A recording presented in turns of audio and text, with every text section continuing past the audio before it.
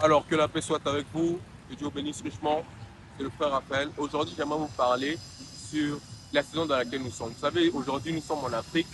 Pour ceux qui sont en Afrique, au Congo, précisément comme moi, c'est la saison sèche. Mais vous savez, spirituellement, cette saison aussi a une portée. Et la portée spirituelle de cette saison, c'est que elle n'est pas faite pour dormir ou pour être en vacances. Non. Elle est faite aussi pour prier le Seigneur et se consacrer parce qu'il y a certains esprits ou certains ondes et certaines grâces qui arrivent à cette période de l'année. Et n'oubliez pas que cette période de l'année n'arrive qu'après les 6 premiers mois.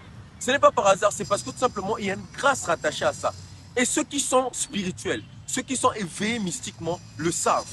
Et c'est dans cette saison-là qu'ils profitent de faire des sacrifices, qu'ils profitent de faire tout ce qu'il faut pour avoir certaines grâces selon les esprits auxquels ils sont assignés. Voilà pourquoi j'aimerais sensibiliser quelqu'un qui est chrétien et qui croit en Jésus-Christ. Cette saison n'est pas faite que pour dormir. Réveille-toi tôt le matin, prie le Seigneur, invoque Dieu et le ciel sera ouvert sur toi parce qu'à cette saison, le ciel est ouvert. Mon frère, ma soeur, je te parle en tant qu'homme spirituel et je sais de quoi je parle.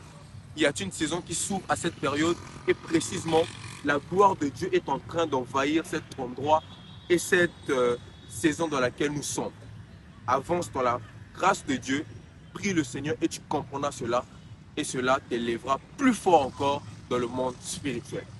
N'oublie pas cela, avance avec Dieu et surtout, sois très sage. Ne profite pas juste pour faire soupir tes besoins charnels. Ne gaspille pas tes énergies dans la masturbation, dans l'impureté, dans tout ce qui n'est pas de Dieu, non.